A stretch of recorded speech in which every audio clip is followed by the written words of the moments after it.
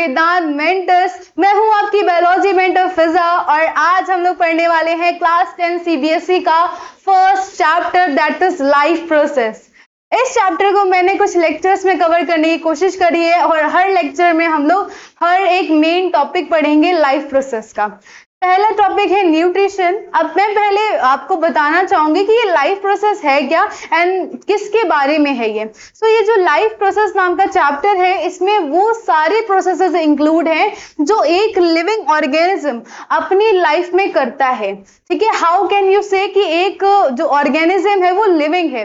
अगर ये सारे फंक्शन परफॉर्म करता है, अगर ये सारे जो हमारे टॉपिक्स दिए गए हैं ये परफॉर्म करता है सो वो एक लिविंग ऑर्गेनिज्म कहलाता है। चार मेजर टॉपिक पढ़ने हैं हमें, nutrition, respiration, transportation and excretion.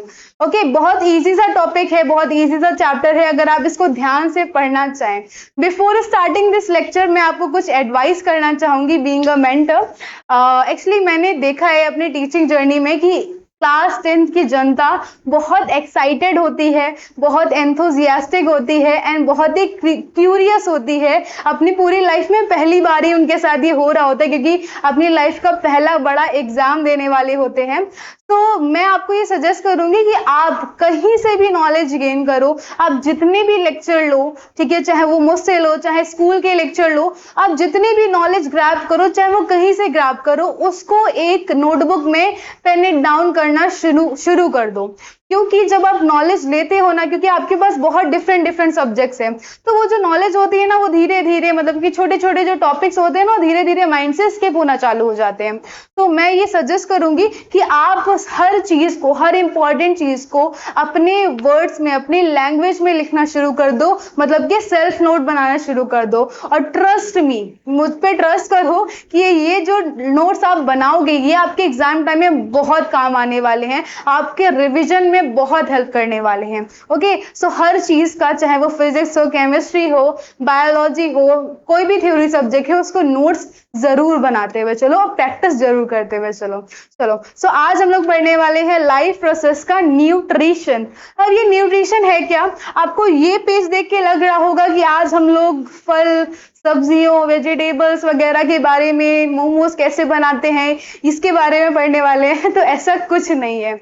हाँ, न्यूट्रिशन हम लोग इस टॉपिक में क्या क्या पढ़ने वाले हैं वो मैं आपको बता दूं, एक थोड़ा सा ब्रीफ दे दूं कि इस टॉपिक में हम लोग पढ़ने वाले हैं कि हम खाना कैसे खाते हैं, कौन सा मोड अप्लाई करते हैं खाना खाने के लिए, और हमारे सराउंडिंग्स में जितने भी लिविंग ऑर्गेनिज्म हैं वो कैसे अपना फूड ऑब्टेन करते हैं। क्योंकि भाई खाना खाना इज वेरी एसेंशियल फॉर हम सबके लिए, आपके लिए, हमारे लिए, प्लांट्स के लिए भी। ठीक है, विदाउट न्यूट्रिशन हम अपनी लाइफ को सस्टेन मेंटेन नहीं कर सकते। ओके, सो ये हमारी लाइफ प्रोसेस का पहला पार्ट इसीलिए है क्योंकि यही सबसे मेन प्रोसेस है हमारी लाइफ के लिए, हमारी लाइफ को मेंटेन करने के लिए। ओके, सो इसमें हम लोग पढ़ने वाले हैं कैसे हम लोग ऑब्टेन करते हैं फूड, वो फूड का क्या होता है, ठीक है, कैसे हमें उससे एनर्जी मिलती है। बहुत बार हम लोगों ने ये सुना है कि फूड हमें एनर्जी प्रोवाइड करता है, तो कैसे एनर्जी मिलती है वो इस चैप्टर में, इस टॉपिक में पढ़ने वाले हैं।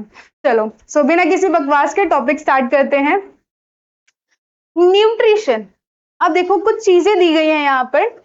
हर लिविंग ऑर्गेनिज्म के लिए, हर लिविंग ऑर्गेनिज्म को नीड होती है किसकी? एनर्जी। अब एनर्जी की हमें नीड क्यों है भाई? अब मैं पढ़ा रही हूँ आपको, ठीक है, मैं पढ़ा रही हूँ तो मुझे क्या लग रही है? एनर्जी लग रही है। आप कुछ माइंड में कंज्यूम कर रहे हो, सारी नॉलेज ले रहे हो, आपको क्या लग रही है? एनर्जी लग रही है। हम लोगों को डेली लाइफ में कुछ ना कुछ काम करने के लिए एनर्जी चाहिए, हमारे ग्रोथ के लिए हमें एनर्जी चाहिए, हमें अपने आप को मेंटेन करने के लिए एनर्जी चाहिए। ठीक है, अब वो एनर्जी हमें कहां से मिलती है? वो एनर्जी मिलती है हमें फूड से। ठीक है, we obtain this energy from food.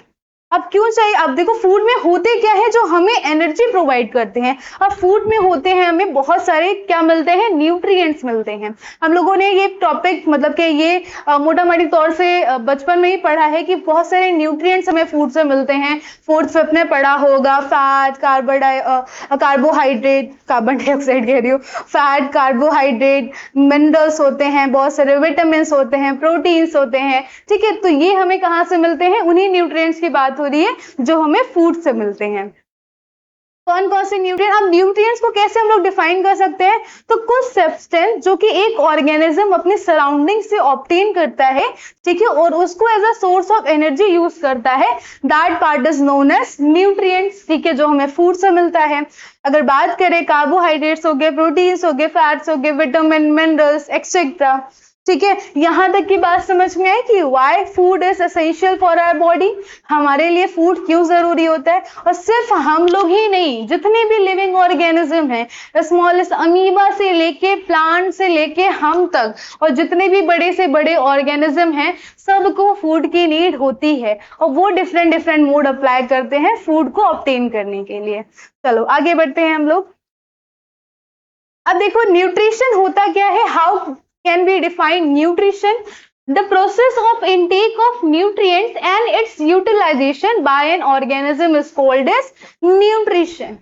nutrition क्या है, एक प्रोसेस है, प्रोसेस ऑफ ऑब्टेनिंग फूड। मैं ऑफलाइन पढ़ाती हूँ, तो बच्चों को कई बार मैंने पूछा है कि व्हाट इज न्यूट्रिशन, तो वो मुझे सिर्फ इतनी सी डेफिनेशन देते हैं कि the way of obtaining food is called nutrition, लेकिन ऐसा नहीं होता है। कैसे हम लोग फूड को ऑब्टेन कर रहे हैं और उस ऑब्टेन्ड फूड का कैसे यूटिलाइजेशन हो रहा है, ठीक है, वो कहाँ कहाँ यूज हो रहा है, कहाँ कहाँ एसिमिलेट हो रहा है, उस पार्ट को बोलते हैं न्यूट्रिशन। तो आप हमेशा डेफिनेशन पूरी लिख के आएंगे, नहीं तो आपके मार्क्स कट जाएंगे, ठीक है। न्यूट्रिशन क्या होता है, the way of obtaining food and its utilization, उसकी यूटिलाइजेशन कहां पर हो रही है, that part is called nutrition. समझ में आया? चलो अब देखो न्यूट्रिशन हमें क्या प्रोवाइड करते हैं, रॉ मटेरियल्स प्रोवाइड करता है टू सस्टेन लाइफ। अब ये रॉ मटेरियल्स क्या होते हैं, ये रॉ मटेरियल्स वही न्यूट्रिएंट्स ही होते हैं, हमारे fats, protein, fibre, carbs, minerals, vitamin, ठीक है। सो ये रॉ मटेरियल हमारे न्यूट्रिएंट्स ही होते हैं। अब हमें रॉ मटेरियल्स की क्यों नीड पड़ती है, क्योंकि हमारे अलग अलग पार्ट को अलग अलग न्यूट्रिएंट्स की जरूरत पड़ती है। हमें ये सारे न्यूट्रिएंट्स, ऐसा नहीं है कि एक न्यूट्रिएंट खाया हमने दूसरे न्यूट्रिएंट को इग्नोर कर दिया, ठीक है, सारे न्यूट्रिएंट इक्वल अमाउंट में बैलेंस डाइट, बचपन में पढ़ा होगा यार, न्यूट्रिशन नाम का कोई चैप्टर होगा, 4th 5th में आता है ये, तो उसमें पढ़ा होगा कि बैलेंस डाइट, ठीक है, बैलेंस डाइट में आपको समझाया जाता है, एक थाली की पिक्चर दी होती है, उसमें इक्वल प्रोपोर्शन में सब कट रहता है, फैट इतना प्रोपोर्शन रखना है, ठीक है, इतने रेशियो में आपको कार्ब्स लेने हैं, इतने रेशियो में प्रोटीन लेना है। सो ये सारी चीजें हमारी लाइफ में इक्वली इंपॉर्टेंस रखती हैं। अब modes of nutrition, modes of nutrition मतलब कि the way of obtaining food, कैसे फूड को खा रहे हैं, वो फूड किस वे में डाइजेस्ट हो रहा है, that is modes of nutrition. Modes of nutrition बोले तो म्हणजे ways of obtaining food is called modes of nutrition. अब ऐसा नहीं है कि जिस तरीके से हम फूड खाते हैं, हम अपना फूड बना के खाते हैं, उस तरीके से प्लांट, भाई हम कैसे फूड खाते हैं अपना, अगर हमें मन किया तो हमने बना लिया, नहीं तो मम्मी को देख लिया, मतलब कि मम्मी से ले लिया, और अगर मम्मी भी नहीं है घर पे तो स्विगी और जोमेटो कर दिया। लेकिन क्या आपने गौर किया है कभी प्लांट स्विगी जोमेटो करते हैं? नहीं कर सकते यार, ना वो ब्लिंकिट कर सकते हैं, ना स्विगी कर सकते हैं, ना जोमेटो कर सकते हैं, वो अपना फूड खुद से बनाते हैं, ठीक है। उनको वैसे तो अभी हम लोग बाद में टॉपिक पढ़ेंगे, लेकिन मैं बताना चाहूंगी कि उनको किसी के ऊपर डिपेंड होने की जरूरत नहीं पड़ती है, हमें तो बहुत, लेकिन हमें आदत पड़ चुकी है डिपेंड होने की, और हम करें भी क्या, अपने खाने के लिए मम्मी भी डिपेंड है, स्विगी जोमेटो पे डिपेंड है, चलिए ये तो अलग बात है। अपने खाने के लिए हम लोग प्लांट्स और एनिमल्स पे डिपेंड होते हैं, ठीक है। अगर हम लोग देखे जाए तो हम लोग जितनी भी सब्जियां खाते हैं कहाँ से आती है, वो प्लांट से आती है, तो इसका मतलब हम लोग कहाँ पे, किस पे डिपेंड है, प्लांट्स पे डिपेंड है। अगर हम लोग बात करें एनिमल्स, जो हम लोग के मतलब मांसाहारी फ्रेंड्स हैं, ठीक है, जो खाते हैं, मतलब के चिकन हो गया, मटन हो गया, ठीक है, वो किस पे डिपेंड होते हैं, वो एनिमल्स पे डिपेंड होते हैं। So whether it could be plant और एनिमल्स, हम लोग हर किसी पे डिपेंड होते हैं, लेकिन प्लांट्स नहीं होते। अब फिलहाल हमें मोड्स ऑफ न्यूट्रिशन की बात करनी है। यहाँ पर 2 मेजर काइंड के मोड्स ऑफ न्यूट्रिशन होते हैं, आपने बचपन में ही पढ़ा होगा, हेट्रोट्रॉपिक और ऑटोट्रॉपिक, ऑटोट्रॉपिक और हेट्रोट्रॉपिक, ठीक है। अब हेट्रोट्रॉपिक मोड ऑफ न्यूट्रिशन को भी हमें पढ़ना है, डिटेल में पढ़ना है, इसको जान लेते हैं। हेट्रोट्रॉपिक मोड ऑफ न्यूट्रिशन होता क्या है, ठीक है। हेट्रोट्रॉपिक के बेसिकली कुछ काइंड दिए गए हैं, सैप्रोफिटिक, पैरासिटिक और होलोजोइक। तो पहले हम इन दो मेन टाइप, जैसे कि हमारा ऑटोट्रॉपिक है और हेटरोट्रॉपिक है, इनको डिटेल में पढ़ लेते हैं कि होता क्या है। Autotrophic nutrition, autotrophic nutrition is the mode of nutrition जिसमें कि ऑर्गेनिज्म अपना खुद का खाना सिंथेसाइज, मतलब के खुद का खाना ओन फूड सिंथेसाइज करता है, प्रोड्यूस करता है। सिंथेसाइज म्हणजे प्रोड्यूस, ठीक है। तो वो अपना ऑर्गेनिक फूड खुद से प्रोड्यूस करता है अपनी बॉडी के अंदर ही। अब हम लोग देखेंगे कि ऑटोट्रॉपिक मोड ऑफ न्यूट्रिशन होता कैसा है, और जो ऑर्गेनिज्म ऐसा करते हैं, खुद का खाना बना लेते हैं, ऐसे ऑर्गेनिज्म को क्या बोलते हैं, ऑटोट्रॉप्स बोलते हैं। तो ऑटोट्रॉपिक न्यूट्रिशन एक ऐसा मोड का ऑफ न्यूट्रिशन है जिसमें कि ऑर्गेनिज्म खुद का खाना खुद बनाता है, खुद को ऑर्गेनिक फूड खुद सिंथेसाइज करता है, सिंथेसाइज बोले तो प्रोड्यूस करता है, और ऐसे ऑर्गेनिज्म को हम लोग ऑटोट्रॉप्स बोलते हैं। चलो आगे बढ़ते हैं। जैसे कि बहुत सारे प्लांट्स और बहुत सारे बैक्टीरियाज भी ऐसे करते हैं। प्लांट्स में बोले तो green plants, mainly green plants अपना फूड खुद से बनाते हैं। अब हमें पढ़ना है कि भाई ग्रीन प्लांट अपना फूड बनाते कैसे हैं। तो देखो प्यारा सा पौधा दिया गया है हमारे यहाँ पर, ठीक है, ऊपर से सनलाइट आ रही है। देखो अपना फूड कैसे प्रोड्यूस कर रहे हैं, किसकी हेल्प लेके प्रोड्यूस कर रहे हैं। सनलाइट, ग्रीन प्लांट है, ठीक है, इन द प्रेजेंस ऑफ सनलाइट, यहाँ से सन की शाइन आ रही है, सनलाइट आ रही है, प्रॉपर उसको मिल रही है, ठीक है। देखो सनलाइट आने लगी, ओके। अब इन the presence of sunlight green plant क्या करते हैं, CO2 इनटेक करते हैं। हमने पहले भी पढ़ा है, ठीक है, बचपन में ही पढ़ा है कि हमारे प्लांट हमें ऑक्सीजन देते हैं, लेकिन खुद क्या कंज्यूम करते हैं, कार्बन डाइऑक्साइड कंज्यूम करते हैं, ठीक है। तो प्लांट्स टेक इन CO2 और ऑब्टेन करेंगे CO2 इन ऑर्गेनिक फॉर्म, ठीक है। देन सोइल से क्या ऑब्जॉर्व करते हैं, वो सोइल से क्या ऑब्जॉर्व करते हैं, हमारा H2O बोले तो वाटर, ओके। सो उन्होंने कार्बन डाइऑक्साइड, वाटर ली, ठीक है, इन the presence of sunlight and chlorophyll. आपको अपने 9th क्लास में पढ़ा होगा कि हमारे प्लांट्स में प्लास्टिड्स प्रेजेंट होते हैं, एंड प्लास्टिड्स में क्या होते हैं, कुछ पिगमेंट्स होते हैं, कलर पिगमेंट, क्लोरोफिल की वजह से हमारे प्लांट्स, मोस्टली प्लांट ग्रीन दिखते हैं। और ये जो ग्रीन पिगमेंट होता है ना, ये सनलाइट, जो हमारे क्लोरोप्लास्ट होते हैं, क्लोरोप्लास्ट क्या करते हैं, ये सनलाइट को एब्जॉर्ब करते हैं, ठीक है। And with the help of sunlight and chlorophyll plant अपना खाना बनाता है, ठीक है। तो उसको 4 रॉ मटेरियल की जरूरत पड़ती है, सनलाइट, क्लोरोफिल, हमारे CO2 और H2O। CO2 मतलब कार्बन डाइऑक्साइड, H2O बोले तो वाटर, ठीक है। और इन सारी चीजों को ऑब्टेन करके वो किस में कन्वर्ट करते हैं, ऑर्गेनिक फूड में कन्वर्ट करते हैं। अभी हम लोग ये जो हमारा प्रोसेस है, ठीक है, इसको बाद में डिटेल में पढ़ेंगे। पहले आप ये मोटा मोटी तौर पे जान लो कि इन्होंने क्या क्या हमारे इनऑर्गेनिक फूड लिए और किस में कन्वर्ट किया, ऑर्गेनिक फूड में कन्वर्ट किया, ठीक है।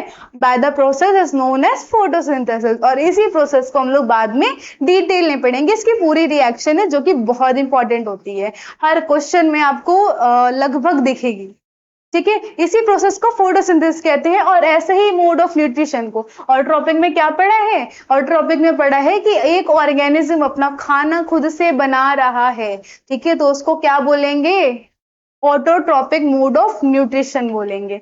ये देखो, this mode of nutrition is called autotrophic nutrition. Auto मतलब होता है सेल्फ, ऑटो मतलब क्या होता है, सेल्फ। यहाँ पर मैं लिख के दिखा दूं आपको, ऑटो मतलब होता है सेल्फ, और न्यूट्रिशन का मतलब, टॉपिक का मतलब क्या होता है, पेन, व्हाइट। ऑटो मतलब होता है सेल्फ, ठीक है। तो autotrophic nutrition self made, trophic मतलब मेड, सेल्फ मेड न्यूट्रिशन, खुद का खाना खुद ही सिंथेसाइज कर रहे हैं, खुद ही बना रहे हैं, ठीक है। Got it. आगे बढ़ते हैं हम लोग, इसको क्लोज कर देते हैं। चलो, अब हेट्रोट्रॉपिक मोड ऑफ न्यूट्रिशन होता क्या है भाई, हेट्रोट्रॉपिक मोड ऑफ न्यूट्रिशन, यहाँ पर मैं बताना चाहूंगी कि if we talk about heterotrophic mode of nutrition,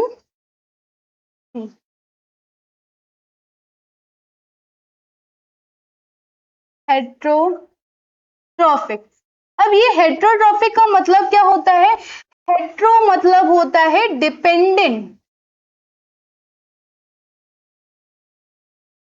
अब ये कैसा मोड ऑफ न्यूट्रिशन है, ये एक ऐसा मोड ऑफ न्यूट्रिशन है जिसमें कोई भी ऑर्गेनिज्म अगर इसको फॉलो अप कर रहा है तो वो ऑर्गेनिज्म किसी ना किसी के ऊपर डिपेंड है। ठीक है, जैसे कि ह्यूमन, हम लोग किस पे डिपेंड होते हैं, प्लांट्स एंड एनिमल्स पे। ठीक है, और भी अदर ऑर्गेनिज्म है, टेरेस्ट्रियल एनिमल्स है, वो भी किसी ना किसी एनिमल पे डिपेंड है या फिर प्लांट पे डिपेंड है। If you talk about cows, buffaloes, ठीक है, वो क्रॉप्स पे डिपेंडेंट है। ठीक है, पास्चर्स वगैरह पे, ग्रास वगैरह पे डिपेंड है। अगर हम लोग बात करें हमारे कार्निवोर्स की, सो हमारे जो लायन है, टाइगर है, वो दूसरे एनिमल पर डिपेंड है। तो ऐसे ऑर्गेनिज्म जो किसी ना किसी के ऊपर डिपेंड होते हैं, वो कैसा मोड ऑफ न्यूट्रिशन अपने ऊपर अप्लाई करते हैं, कैसे मोड ऑफ न्यूट्रिशन से खाना ऑब्टेन करते हैं, हेटेरोट्रॉपिक मोड ऑफ न्यूट्रिशन से। आई होप आपको बात समझ में आ गई होगी। ठीक है, चलो अगर हेटेरोट्रॉपिक मोड ऑफ न्यूट्रिशन के टाइप्स की बात करें तो टाइप्स यहाँ पर 3 मेजर टाइप्स है, इसको भूलना नहीं। पहला आता है सैप्रोफिटिक। ठीक है, सैप्रोफिटिक या फिर सैप्रोट्रॉपिक भी बोल सकते हैं, पैरासिटिक और होलोजोइक। ठीक है, अब हम लोग कौन सा मोड ऑफ न्यूट्रिशन फॉलो करते हैं, हम लोग फॉलो करते हैं होलोजोइक मोड ऑफ न्यूट्रिशन। अब इसको हम लोग डिटेल में पढ़ने वाले हैं कि ये सैप्रोफिटिक, पैरासिटिक और होलोजोइक मोड ऑफ न्यूट्रिशन होता कैसे है। ये चार्ट वैसे मैंने इसलिए दिया था ताकि आपको पता चल सके इसके 3 मेजर काइंड है। सैप्रोफिटिक हमारे ऐसे ऑर्गेनिज्म होते हैं जो डेड और डिकेइंग एनिमल पर अपना फूड के लिए डिपेंड होते हैं। ठीक है, पैरासिटिक हमारे पैरासाइट्स होते हैं। ठीक है, जितने भी पैरासाइट होते हैं वो parasitic mode of nutrition apply करते हैं अपने ऊपर। देन होलोजोइक क्या करते हैं, इंजेस्ट करते हैं अपना फूड, देन उसको डाइजेस्ट करते हैं, एक्सक्रीट आउट करते हैं। 5 स्टेप इन्वॉल्व होते हैं, वो मैं अभी आपको बाद में बताऊंगी। चलो अगर हम लोग बात करें सबसे पहले मोड ऑफ न्यूट्रिशन के हेटेरोट्रॉपिक के अंदर, दैट इज सैप्रोफिटिक। ठीक है, ये सैप्रोफिटिक है क्या, पहली बार सुना होगा आपने, पहले नहीं टॉपिक पढ़ा होगा। ठीक है, saprophytic mode of nutrition basically हमारे करते हैं मशरूम। ठीक है, मशरूम्स और जो अदर फंजाइज होती हैं। अब देखो ये करते क्या है, कैसे अपना फूड अपटेन करते हैं। कुछ ऑर्गेनिज्म ऐसे होते हैं जो अपना फूड का ब्रेकडाउन कहाँ करते हैं, अपनी बॉडी के बाहर ही कर लेते हैं। ठीक है, बॉडी के बाहर ही कर लेते हैं, और बॉडी के बाहर इसलिए करते हैं भाई, मतलब कि बॉडी के बाहर कर लेते हैं एंड देन उसको अपनी बॉडी के अंदर एब्जॉर्ब कर लेते हैं। ये कैसे पॉसिबल है भाई, मेरे पास तो खाना आया, मैंने खाना को ब्रेक डाउन कहाँ पर किया, मुंह के अंदर किया, देन स्टमक में ब्रेक डाउन हुआ। लेकिन ये कैसे ऑर्गेनिज्म है जो फूड अपनी बॉडी के बाहर ही ब्रेक डाउन कर ले रहे हैं, ठीक है, फिर अपनी बॉडी के अंदर कैसे एब्जॉर्ब कर ले रहे हैं। देखो अभी हम दिखाते हैं, मैंने इसके लिए बहुत ही अच्छा सा एनिमेशन आपके लिए बनाया है। एग्जाम्पल है भाई हमारे जैसे फंजाई है, ईस्ट है, मशरूम है और बहुत सारे कार्निवोर्स प्लांट को देखा होगा ना, जो इंसेक्ट वगैरह खाते हैं, पिस्चर प्लांट हो गया। ठीक है, चलो देखो ये मशरूम है हमारा। ठीक है, मशरूम की हेल्प से मैंने समझाया है। अब मशरूम करते क्या है, देखो उनका फूड पार्टिकल है ये।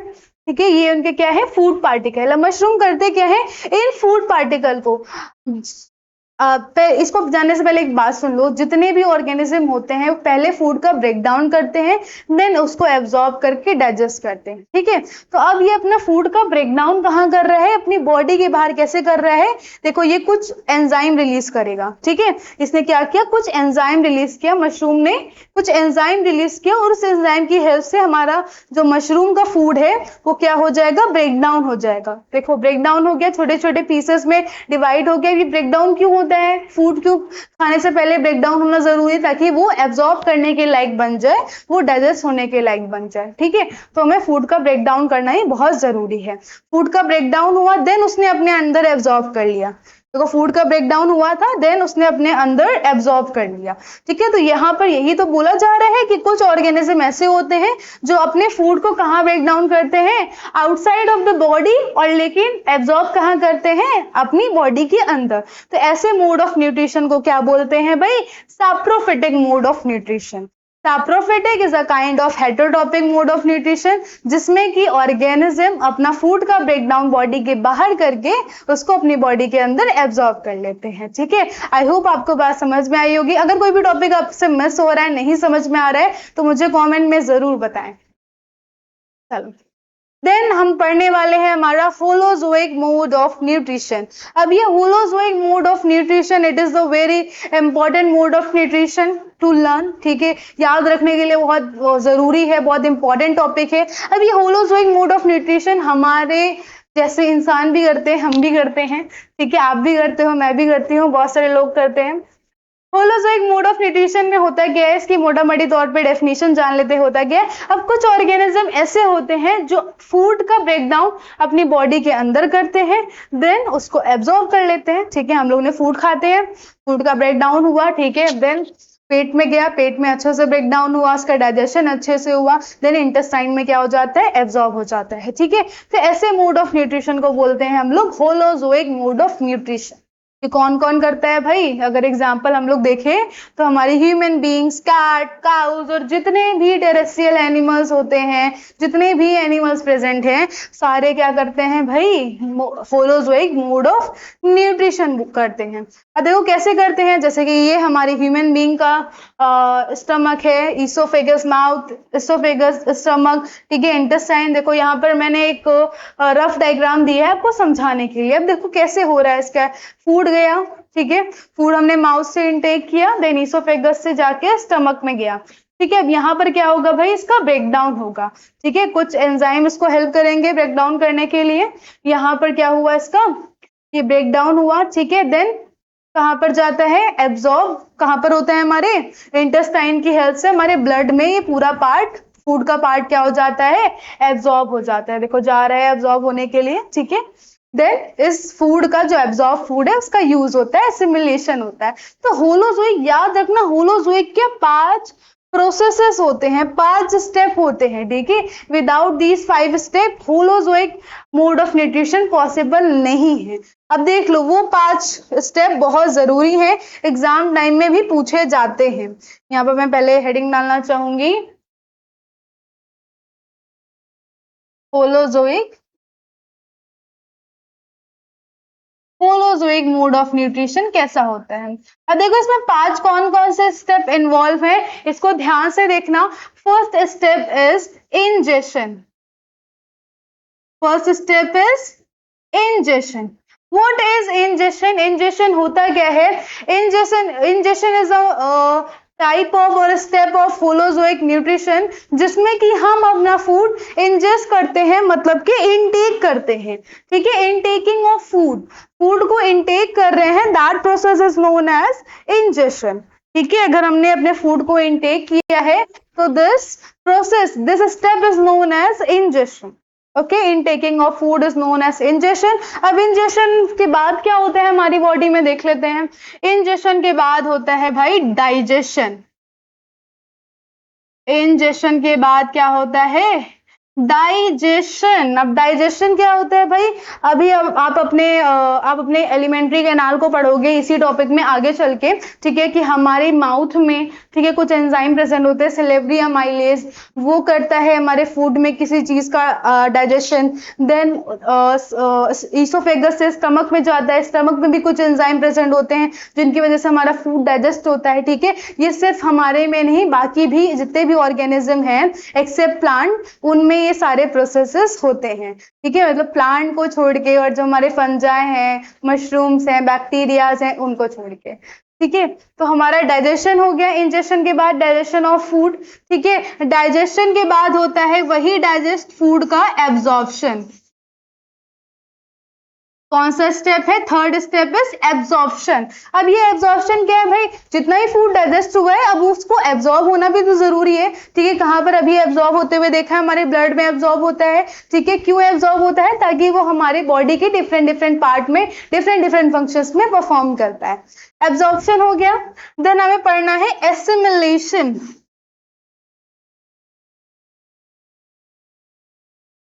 Assimilation, What is this assimilation? Assimilation क्या होता है, पहली बार सुना है, ये तो पहले नहीं सुना। Assimilation होता है ये एब्जॉर्ब फूड का यूज, ये कहाँ कहाँ यूज हो रहा है, कहाँ कहाँ जाके क्या क्या यूजेस है इसके, ठीक है। So assimilation is the use of this absorb product, और जितने भी फूड हमारा एब्जॉर्ब हुआ है। समझ में आया, गॉट इट।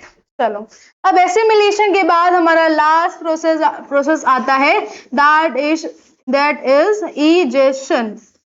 इजेशन हमारा, इंजेशन क्या था, इंजेशन में हमने फूड टेक किया था, इजेशन में फूड जो हमारा एब्जॉर्ब होके एसिमिलेट होके जो हमारा फूड का वेस्ट पार्ट बचा है वो हमारी बॉडी से क्या हो जाएगा, एक्सक्रीट आउट हो जाएगा, बाहर इजेक्ट हो जाएगा। ठीक है, तो दीज आर 5 मेन स्टेप्स जो कि हमारे होलोजोइक मोड ऑफ न्यूट्रिशन में बहुत ही ज्यादा इंपॉर्टेंट रोल प्ले करते हैं। ठीक है, हर होलोजोइक जितना भी ऑर्गेनिज्म है जो holozoic mode of nutrition perform करते हैं उनके अंदर ये सारे स्टेप होते हैं।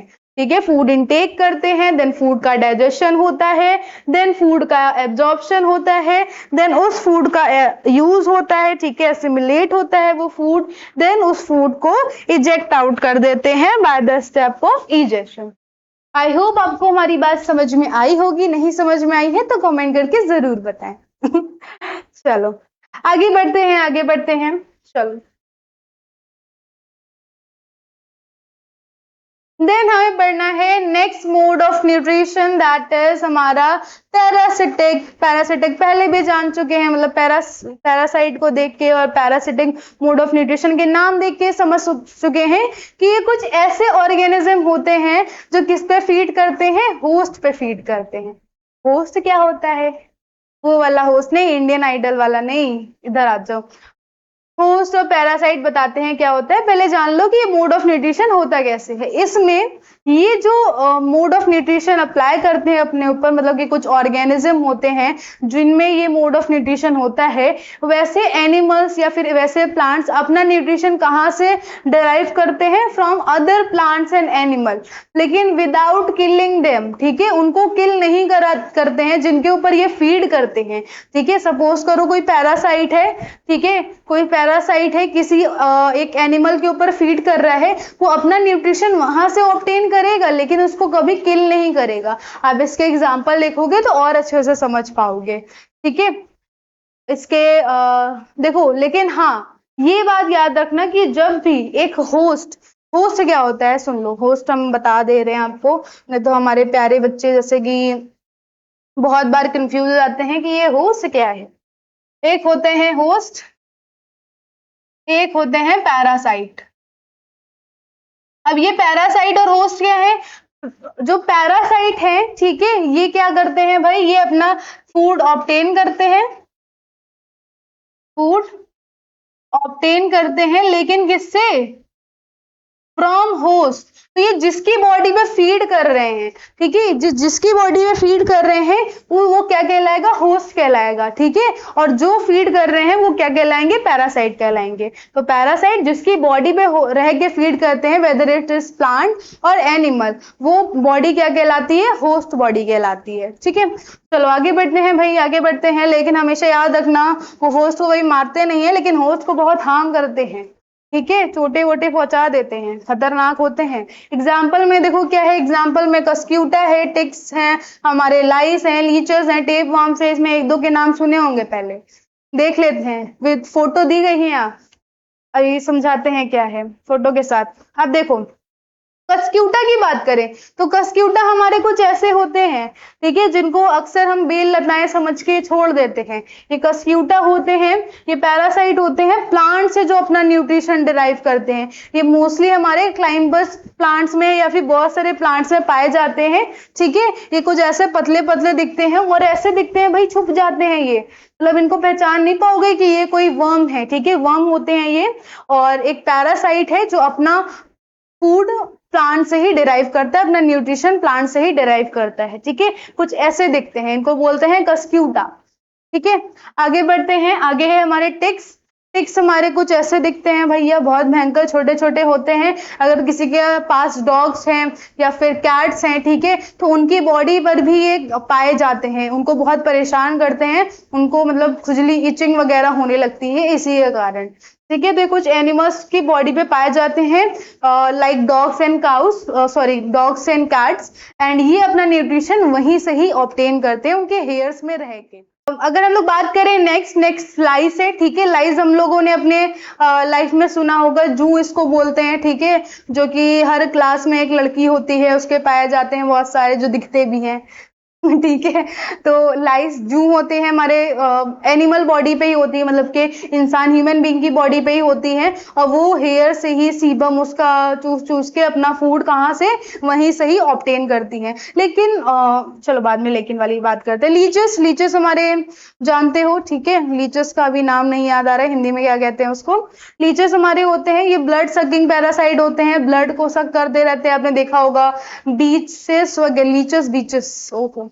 तो बीचेस वगैरह में गए हो या फिर किसी भी प्लांट बॉडी के नियर ये पाए जाते हैं, ठीक है, और चिपक जाते हैं बॉडी में, पता भी नहीं चलता है, और ब्लड धीरे धीरे सक करते हैं, ठीक है। इसको छुड़ाने के लिए कुछ एसिड और या फिर नमक वगैरह डालना पड़ता है।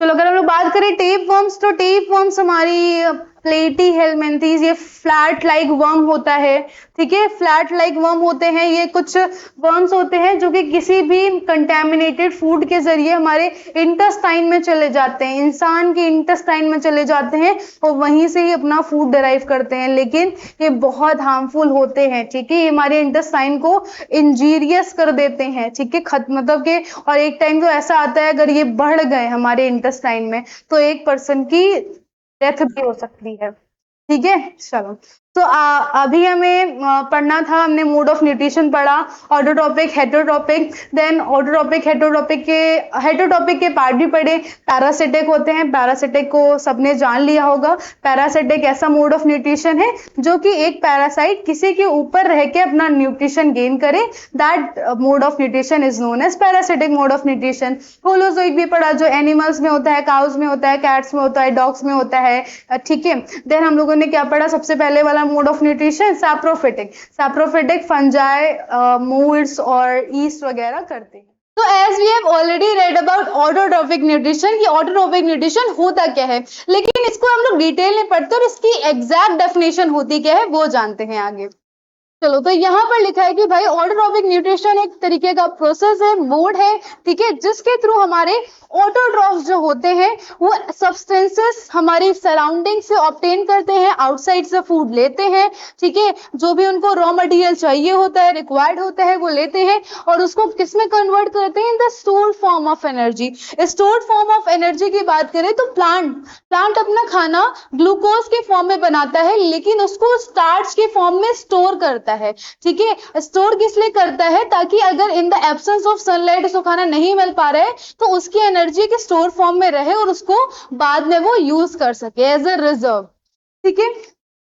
देन बात करें जो मटेरियल वो बाहर से लेता है, आउटसाइड से, दैट इज हमारा कार्बन डाइऑक्साइड के फॉर्म में लेता है वाटर, ठीक है, CO2, H2O, ओके, और किस में कन्वर्ट करता है, कार्बोहाइड्रेट्स में, ठीक है। कार्बोहाइड्रेट्स मतलब कि ग्लूकोज का ही डेरिवेटिव, ठीक है। Then in the presence of sunlight and chlorophyll, हमें पता है कि जब प्लांट अपना खाना बनाता है तो इन the presence of sunlight and chlorophyll वो कार्बन डाइऑक्साइड और हमारे वाटर को यूज करके ग्लूकोज बनाता है, ठीक है। देन बात करें जो कार्बोहाइड्रेट्स इमीडिएटली यूज नहीं हो पाते हैं वो क्या किसमें स्टोर होते हैं, in the form of starch store हो जाते हैं। देखो मेरी बात सुनो, जैसे कि प्लांट ने अपना खाना बनाया in the form of glucose, ठीक है, देन वो ग्लूकोज ऐसा तो नहीं कि जितना भी ग्लूकोज उसने बनाया है उसका एज अ एनर्जी वो उतनी टाइम ही यूज कर ले, ठीक है, तो उसको थोड़ा सा स्टोर करके रखता है एज अ रिजर्व फॉर्म की वो बाद में भी यूज कर सके, ठीक है। तो जो इमीडिएटली यूज नहीं हो पाती एनर्जी उनको स्टोर कर लेता है, ओके। देन ये वो बात है जो मैंने समझाई, which serve as a internal energy reserve to be use and when required by the plant. अब देखो जब प्लांट को नीड होगी वो एज अ यूज कर लेगा as a reserve energy. I hope आपको ये बात समझ में आई होगी यहाँ तक के। आगे बढ़ते हैं, देखो इसको हम लोग एनिमेशन से देखते हैं कि ऐसा होता कैसे है, ठीक है। हम लोगों ने पहले ही पढ़ा है कि green plants in the presence of sunlight, ठीक है, देन क्लोरोफिल उसके पास होते हैं, क्लोरोप्लास्ट में क्या करता है, टेक इन कार्बन डाइऑक्साइड, ठीक है। देखो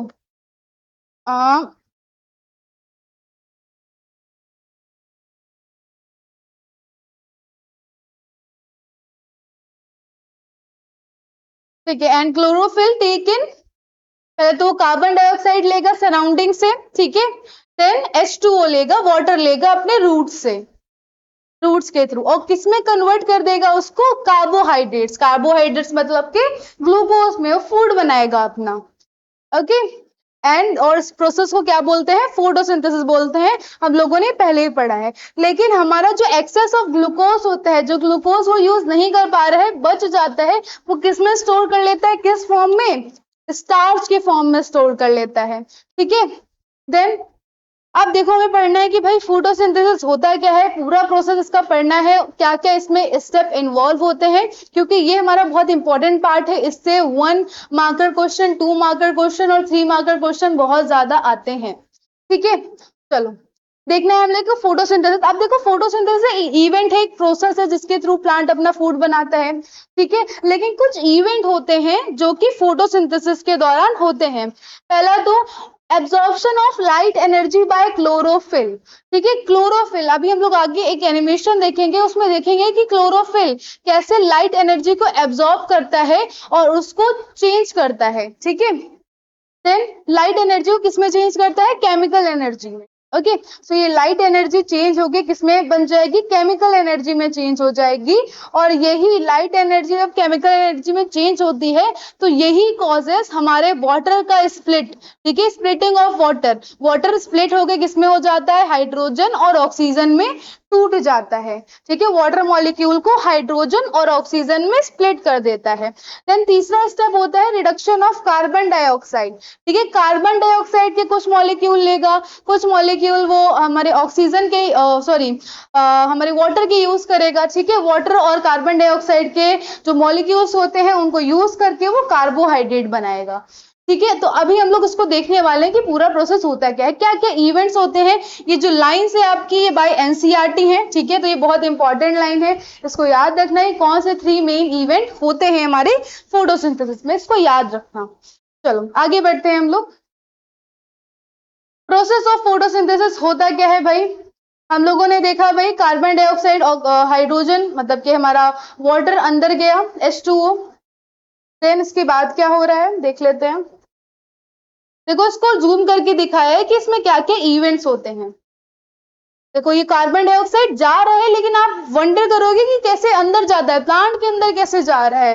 तो जो कार्बन डाइऑक्साइड है ये लीफ के थ्रू एंटर करता है। लीव्स पे होते हैं टाइनी टाइनी पोर्स, ठीक है, और उन्हीं टाइनी पोर्स को हम लोग बोलते हैं स्ट्रोमेटा, ठीक है। लीफ की सरफेस पे टाइनी पोर्स होते हैं, उनको बोलते हैं स्ट्रोमेटा, याद रखना, ठीक है। ये ओपन क्लोज होते रहते हैं। अभी हम आगे वाली स्लाइड में इसको पढ़ने वाले हैं डिटेल में।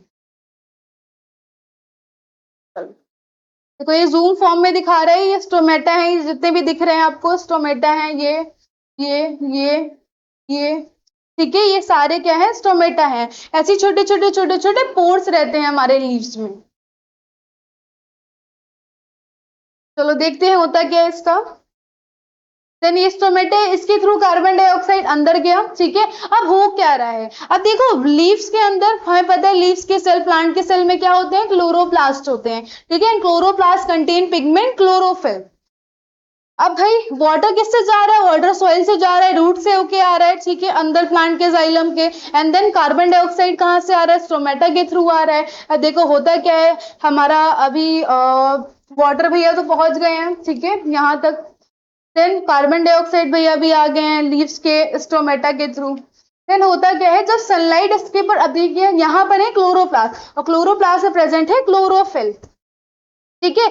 अब देखो हो क्या रहा है इसके साथ, क्लोरोफिल हमारे जो क्लोरोप्लास्ट में प्रेजेंट है वो हमारे सनलाइट की रेडिएंट एनर्जी को एब्जॉर्ब करती है। क्या करती है, सनलाइट की रेडिएंट एनर्जी को क्या करती है, एब्जॉर्ब करती है।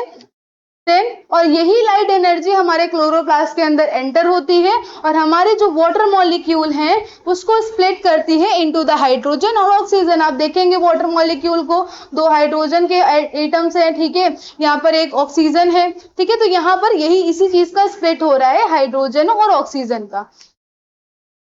देन आगे क्या हो रहा है, आगे प्रोसेस क्या हो रहा है, देखो ये हमारे जो वाटर था वो स्प्लिट हो गया, ठीक है, वाटर मॉलिक्यूल स्प्लिट हो गए हैं। देन ये एनर्जी रिलीज करेगा in the form of energy, और इसी प्रोसेस के दौरान जब ये स्प्लिटिंग हो रही होगी, जब क्लोरोफिल एब्जॉर्ब करता है अपने अंदर एनर्जी, स्प्लिटिंग होती है, तो इसके दौरान एनर्जी रिलीज होती है, ठीक है, in the form of ATP. ATP का फुल फॉर्म बच्चा याद रखना, एडिनोसिन ट्राइफॉस्फेट, ठीक है। ये एनर्जी करेंसी भी होगी, आपने 9th क्लास में एनर्जी करेंसी भी है, आपने 9th क्लास में पढ़ा होगा इसको, ठीक है। एटीपी के फॉर्म में रिलीज करता है, दैट इज एडिनोसिन ट्राइफॉस्फेट। तो ये होता है हमारा प्रोसेस ऑफ फोटोसिंथेसिस, और यही एनर्जी किसमें कन्वर्ट होती है, जो एनर्जी है कार्बन डाइऑक्साइड और हाइड्रोजन में कन्वर्ट होती, मतलब जो कार्बन डाइऑक्साइड और वाटर लिया गया है, ठीक है, वो किसमें कन्वर्ट करता है, कार्बोहाइड्रेट्स में, मतलब के ग्लूकोज, C6H12O6, ओके। जितना भी कार्बन डाइऑक्साइड यूज हुआ है, जितना भी हमारा हाइड्रोजन और ऑक्सीजन यूज हुआ है, उसकी सहायता लेके, उसकी हेल्प लेके क्या बनता है, ग्लूकोज बनता है, C6H12O6, याद रखना। देखो सारा प्रोसेस इसमें दिखाया गया है, और जो वाटर वेपर, कुछ वाटर वेपर भी इवेपोरेट होते हैं, और कुछ अमाउंट ऑफ ऑक्सीजन भी रिलीज होता है, ठीक है। तो आप देखो हमारे प्लांट ने अपना काम सक्सेसफुली कर दिया है, कार्बन डाइऑक्साइड अंदर लेके ऑक्सीजन को लिबरेट कर दिया है during the process of photosynthesis, ठीक है। देन ये जो ऑक्सीजन होती है और जो वाटर मॉलिक्यूल होते हैं, ये बाय द स्टोमेटा बाहर निकल आते हैं, ठीक है, ट्रांसपेरेट हो जाते हैं। और रिएक्शन क्या होती है फोटोसिंथेसिस की, 6 molecule of carbon dioxide use हुए हैं, ठीक है। Then 12H2O in the presence of sunlight क्या बना रहा है, ग्लूकोज बना रहा है, कार्बोहाइड्रेट, और थोड़ा सा वाटर, और क्या रिलीज हो रहा है, ऑक्सीजन रिलीज हो रहा है, जो स्टोमेटा के थ्रू बाहर निकल जा रहा है। आई होप आपको प्रोसेस पूरा अच्छे से समझ में आया होगा कि ये होता क्या है, ग्लूकोज बनता कैसे है, ठीक है। कार्बन डाइऑक्साइड वाटर को यूज करके, उनकी स्प्लिटिंग करके पूरा ग्लूकोज बन रहा है, अपना खाना वो खुद बना रहा है। और ऐसे ही मोड ऑफ न्यूट्रिशन को क्या बोलते हैं, autotrophic mode of nutrition. I hope आपको ये बात जिंदगी भर याद रहेगी, इस बात को लिख लो कहीं, ठीक है। बहुत मेहनत से मैंने ये एनिमेशन बनाया है, चलो सिर्फ आप लोग के लिए। चलो आगे बढ़ते हैं, आगे क्या देखना है भाई हमें, फोटोसिंथेसिस की रिएक्शन, और इस रिएक्शन को अच्छे से याद कर लो, ये रिएक्शन बहुत इंपॉर्टेंट होती है। मुझसे बताने से पहले आप लोगों को बहुत सारे लोगों ने बता दिया होगा, क्लास टीचर ने बता दिया होगा, स्कूल में, कोचिंग में, सब जगह मतलब रट गई होगी अभी तक तो ये डेफिनेशन, मतलब ये रिएक्शन, ठीक है। क्या होती है रिएक्शन हमारी, 6CO2 plus 12H2O in the presence of sunlight, in the presence of chlorophyll, gave C6H12O6, 6CO2 plus 6H2O, ठीक है। यहाँ पर हमारी ऑक्सीजन भी लिबरेट होगी, हाइड्रो मतलब कि हमारी वाटर भी लिबरेट होगा, ग्लूकोज बनेगा, ठीक है। ये हमारा ऑक्सीजन है और ये वाटर है, ये लिबरेट होगा, ठीक है, ये बाहर चला जाएगा। देन हमारा फाइनल जो प्रोडक्ट है ग्लूकोज वो बन चुका है, ठीक है। खुशियां मनाओ, प्लांट ने खाना बना लिया है। चलो आगे बढ़ते हैं, आई होप यहाँ तक कि कोई दिक्कत नहीं होगी। अगर कोई भी दिक्कत आ रही है कुछ भी समझने में तो मुझे कमेंट करके जरूर बताना।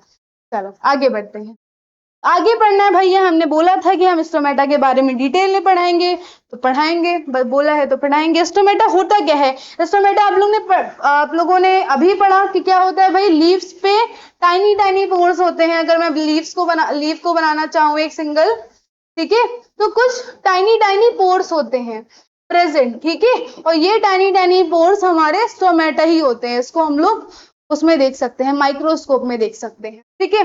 तो ये ऐसा कुछ स्टोमेटा हमारे भैया दिखते हैं, ये और ये दो स्टोमेटा क्यों है, ये ओपन वाला स्टोमेटा है, ये क्लोज वाला स्टोमेटा है, ठीक है।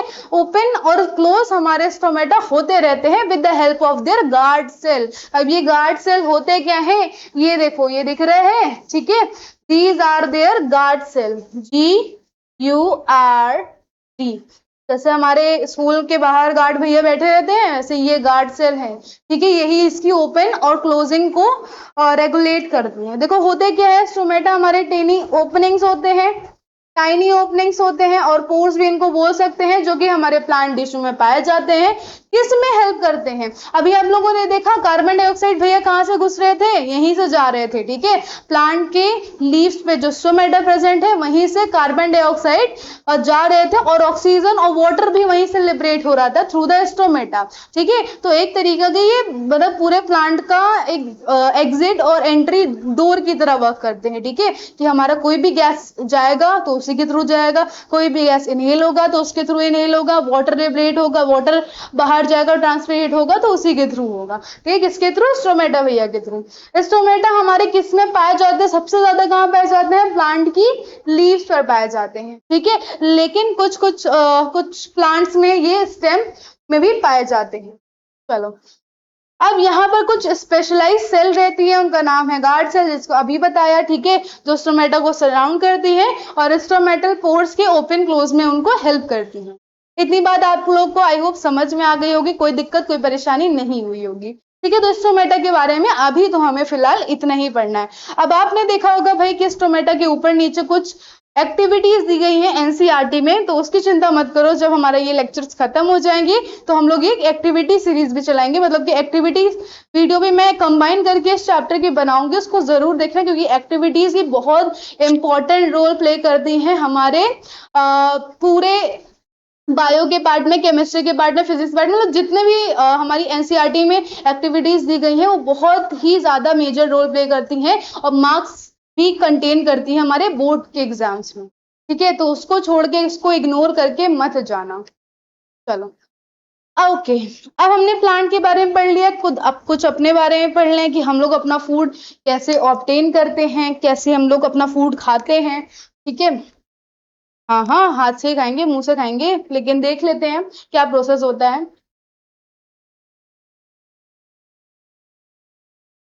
ओके चलो, क्या लिखा है भाई?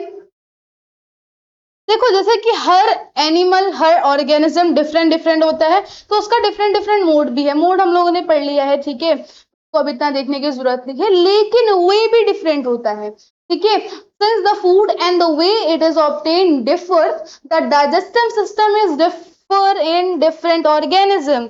हमें पता है कि भाई सबका डाइजेस्टिव सिस्टम अलग अलग होता है। कहाँ गए भैया तुम?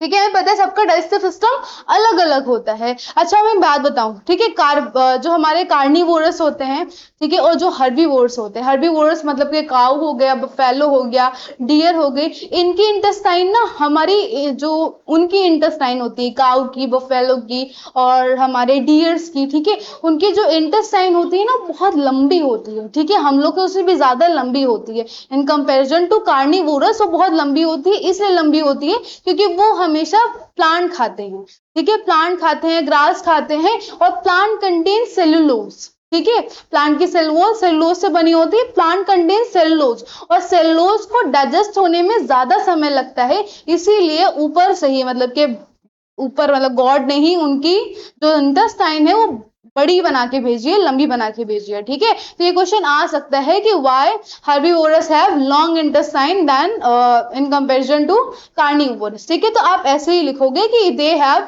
Large intestine because they always eat plants and plants contain cellulose, और सेलुलोज को डाइजेस्ट होने में ज्यादा टाइम लगता है। Got it? आगे बढ़ते हैं, फ्री की नॉलेज थी है।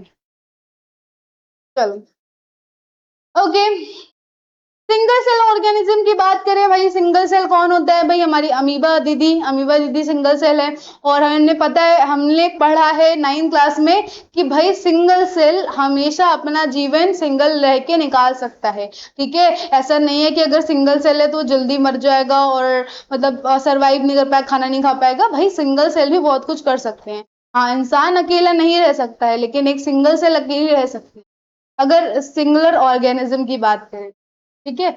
चलो okay, so single cell organism food में be taken by the entire surface. अब सिंगल सेल है, उसके पास ना उसका मुंह होगा, ना हाथ होंगे, ना पैर होंगे, भाई सिंगल सेल है, वही बड़ी बात है, ठीक है। हाथ मुंह बनाने में तो और सेल लगेगी, तो वो अपना खाना कैसे ऑब्टेन करती है? ये तुम्हारे दिमाग में भी क्वेश्चन आया होगा कि वो खाना कहाँ से ऑब्टेन करती है। तो उनकी जो सेल सरफेस होती है, ठीक है, वहीं से भी वो ऑब्टेन करती है। अभी इसको एग्जाम्पल के तौर पर पढ़ेंगे अमीबा को लेकर। चलो अब देखो, लेकिन जैसे जैसे हमारी बॉडी की कॉम्प्लेक्सिटी, मतलब कि हमारे सेल बढ़ते जाते हैं, हम हजारों लाखों मिलियन सेल से बने हुए हैं, आप भी उतने ही सेल के बने हुए हैं, ठीक है। तो हमारी कॉम्प्लेक्सिटी इंक्रीज होती जाती है, ठीक है, और हमारे different different part different different way में वर्क करने लगते हैं। जैसे कि हमें पता है अमीबा के पास सिंगल सेल है, वही सेल से वो खाना खाएगा, वही सेल से वो डाइजेस्ट करेगा, और उसी सेल से वो अपना खाना निकालेगा बाहर, मतलब एक्सक्रीट आउट करेगा। लेकिन भैया हम तो बहुत ही मतलब वैसे इंसान हैं, कॉम्प्लेक्स ऑर्गेनिज्म है, ठीक है। तो हम क्या करेंगे, हमारे पास तो बहुत सेल है, ठीक है, बहुत सेल ने मिला के बहुत टिश्यू बना दिए हैं, टिश्यू ने ऑर्गन्स बना दिए हैं। तो अब डिफरेंट डिफरेंट ऑर्गन हमारे डिफरेंट डिफरेंट डाइजेस्टिव सिस्टम में वर्क करेंगे, ठीक है। डिफरेंट ऑर्गन में डिफरेंट डिफरेंट तरह का डाइजेशन होगा, बहुत अलग है हमारे मतलब सिंगल सेल ऑर्गेनिज्म बेचारों के पास कुछ होता ही नहीं है।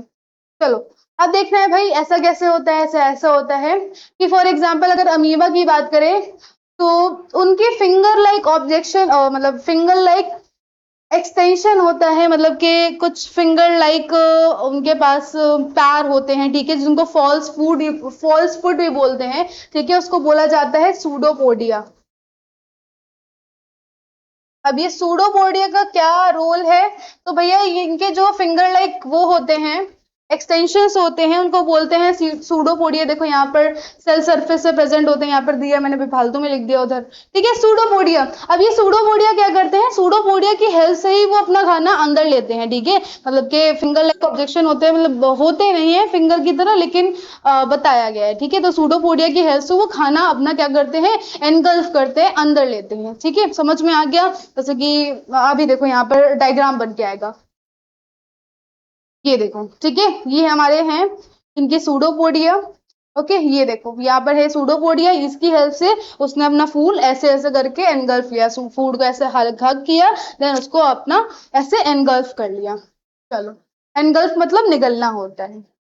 अब देखो भाई, हमारी जो अमीबा है उसके अंदर होते हैं फूड वैक्यूल्स, ठीक है, फूड वैक्यूल एक मतलब एक ही फूड वैक्यूल प्रेजेंट होता है, ये दिख रहा है, फूड वैक्यूल प्रेजेंट होता है। ये फूड वैक्यूल है क्या, जो देखो अमीबा अब कुछ ना कुछ तो करेगा अपना फूड डाइजेस्ट करने के लिए, तो जो कॉम्प्लेक्स फूड होता है, ठीक है, उसको सिंपलर फूड मतलब के उसको चबाना है, डाइजेस्ट करना है, ठीक है, तो इस फूड वैक्यूल में ही होता है। फूड वैक्यूल में वो अपने जो सब्सटेंसेस है उसको ब्रेक डाउन करेगा, जो उसने खाया है सिंपलर सब्सटेंस बनाएगा, और उसको कहाँ डिफ्यूज कर देगा, साइटोप्लाज्म में डिफ्यूज कर देगा। अब उसका खाना फूड वैक्यूल में ही टूट रहा है, ठीक है, simple complex food simple food में कन्वर्ट हो रहा है, देन उसने यहाँ पर ये कन्वर्जन कर दिया। अब उसको फूड को कहाँ भेज देगा, अपने साइटोप्लाज्म में भेज देगा, मतलब कि अपने सेल में ही निकाल देगा, ठीक है, सेल के यहाँ खाना बाहर चला गया है, तो सेल के बाहर नहीं गया है, मतलब कि सेल के अंदर ही है साइटोप्लाज्म में। ओके, और जो रिमेनिंग अनडाइजेस्टेड मटेरियल होते हैं, अब वो जो उसने फूड एनगल्फ किया है, फूड वैक्यूल में कन्वर्ट कर लिया अपने सिंपल फूड में, साइटोप्लाज्म भेज दिया, अब वो उसको एनर्जी की तरह यूज करेगा, और जो अनडाइजेस्टेड मटेरियल है वो अपने सरफेस के ही थ्रू, सेल सरफेस के ही थ्रू बाहर निकाल देगा, ऐसे करके, मतलब उगल देता करके, ठीक है। तो ऐसे ही हमारा अमीबा का पूरा प्रोसेस होता है। अमीबा हमारा एक तरीके का सिंगल सेल ऑर्गेनिज्म है और ऐसे ही अपना खाना खाता है, ठीक है। तो सिंगल सेल ऑर्गेनिज्म भी ये सब कुछ कर सकते हैं, ठीक है, जो हम कर सकते हैं, खाना अपना ऐसे खाते हैं। चलो, आई होप यहाँ तक की बात आपको समझ में आई होगी, कोई दिक्कत कोई परेशानी नहीं होगी। चलो चलो जल्दी से पढ़ते हैं, इसके बाद हम लोगों को बहुत सारे टॉपिक्स पढ़ने हैं।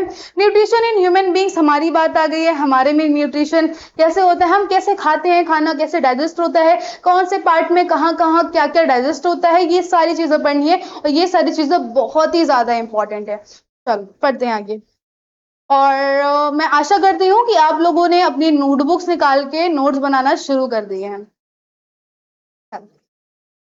डाइजेस्टिव सिस्टम, अब डाइजेस्टिव सिस्टम है कि ये सिस्टम है, हमारी पूरी जो बॉडी है सेल से बनी है, सेल ने हमारा टिश्यू बनाए हैं, टिश्यू ने ऑर्गन्स बनाए हैं, और ऑर्गन्स नहीं ऑर्गन सिस्टम बनाए हैं। अब ये ऑर्गन सिस्टम में एक ऑर्गन सिस्टम हमारा डाइजेस्टिव सिस्टम भी है, बहुत सारे होते हैं, रेस्पिरेटरी सिस्टम होता है, सर्कुलेटरी सिस्टम होता है, लेकिन अभी हमें डाइजेस्टिव सिस्टम पढ़ना है, ठीक है। ये डाइजेस्टिव सिस्टम लिखा है, मैं इसको हाईलाइट कर दूं, आपको लोग को शायद दिख नहीं रहा होगा,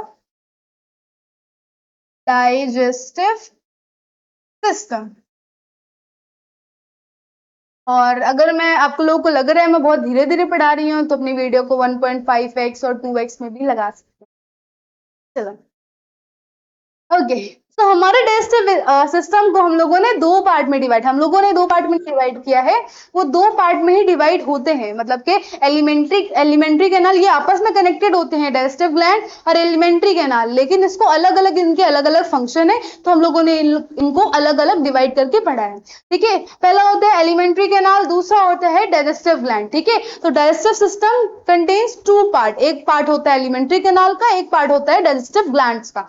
ठीक है, एलिमेंट्री कैनाल क्या होता है? एलिमेंट्री कैनाल एक लॉन्ग मस्कुलर ट्यूब होती है जिसकी डायमीटर चेंज होती रहती है, मतलब कि हमारे माउथ से शुरू होती है oesophagus, then stomach, then small intestine, large intestine और हमारे एनस पे जाके खत्म होती है, जैसे कि यहाँ पर मैंने बनाया है, ये देखो, ये लॉन्ग मस्कुलर ट्यूब है। ठीक है, पहले तो यहाँ पर आएगा, ठीक है, फिर यहाँ से जाके ऐसे ऐसे जाके ये होती है हमारी एलिमेंट्री कैनाल। तो अगर कभी कोई बताए एलिमेंट्री कैनाल के बारे में तो कंफ्यूज मत होना, ये पूरा डाइजेस्टिव सिस्टम नहीं होता है। ठीक है, ये हमारी बस एक लॉन्ग ट्यूब होती है, ये एक पैसेज के थ्रू वर्क करता है जिससे हमारा फूड जाता है और बाहर निकलता है। ओके, देन कहाँ से कहाँ तक होता है? Extended from mouth to anus. अगर बात करें डाइजेस्टिव ग्लैंड्स की तो बहुत सारे ग्लैंड्स होते हैं। ये ग्लैंड्स क्या होते हैं? देखो, ग्लैंड्स हमारे कुछ ऐसी चीजें होती हैं, हमारे कुछ ऐसे ऑर्गन्स होते हैं जो कि कुछ एंजाइम सिक्रीट करते हैं। ठीक है, एंजाइम सिक्रीट करते हैं। एंजाइम क्या होते हैं? एंजाइम हमारे कुछ केमिकल्स होते हैं, ठीक है, जो कि हमारी मेटाबॉलिक रिएक्शन को तेज करते हैं। ओके, तो अभी देख लो, यहाँ पर ग्लैंड्स का मतलब समझ में आ गया होगा। ग्लैंड्स का रोल क्या है बाद में समझते हैं। सिलेवरी ग्लैंड हो गई, गैस्ट्रिक ग्लैंड हो गई। सिलेवरी ग्लैंड हमारी ये है, माउथ के पास प्रेजेंट होती है। गैस्ट्रिक ग्लैंड हमारी पेट की वॉल पे प्रेजेंट होती है, देखो हाईलाइट करके यहाँ पर दिखा भी रहा है। ओके, देन अगर बात करें हमारी पेनक्रियास पेट के नीचे दिख रही है, ठीक है, ऐसे प्रेजेंट होती है। देन बात करें लिवर, तो लिवर हमारा ये है, ठीक है, ऐसे प्रेजेंट होता है। और लिवर हमारे बॉडी का सबसे लार्जेस्ट ग्लैंड है, बड़ा सा ग्लैंड है। ठीक है, और ये लिवर में ही कनेक्ट होता है गॉल ब्लैडर। ठीक है, ये जो ग्रीन कलर का दिख रहा है आपको, अरे ओ, ये क्यों फड़क रहा है भाई, चलो कोई बात नहीं, दिख रहा होगा ना ग्रीन कलर का, तो ये ग्रीन कलर का होता है हमारा गॉल ब्लैडर। ओके, अब ये गॉल ब्लैडर लिवर का क्या फंक्शन है इसको पढ़ते हैं। वैसे गॉल ब्लैडर और लिवर का एक ही फंक्शन है, मतलब एक फंक्शन तो नहीं है। लिवर का फंक्शन है बाइल सिक्रीट करना और गॉल ब्लैडर का फंक्शन है बाइल को स्टोर करना। चलो आगे बढ़ते हैं भाई। कंप्लीट डाइजेस्टिव सिस्टम कैसे कैसे होता है भाई हमारा डाइजेशन। अगर हम लोग बात करें ओरल कैविटी मतलब कि हमने मुंह से खाना खाया, ठीक है, देन हमारे माउथ में क्या क्या हो रहा है, क्या नहीं हो रहा है, देख लेते हैं। माउथ में खाना खाया, माउथ में होता है भैया सिलेवरी ग्लैंड। अब सिलेवरी ग्लैंड फालतू के तो दिए नहीं होंगे, इनका कोई काम होगा।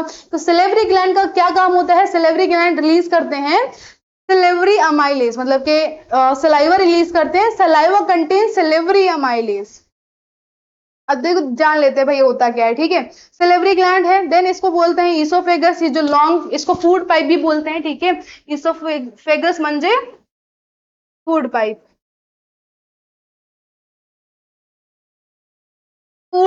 ठीक है। देन फूड पाइप के बाद फूड पाइप कहाँ से जाके एंड होती है, मतलब कि स्टमक से जाके कनेक्टेड होती है, हमारा जो ये पेट है। ओके, देन स्टमक होता है, स्टमक किससे कनेक्टेड होता है भाई? अब ये तो ग्लैंड्स है हमारे, ठीक है, लिवर हो गया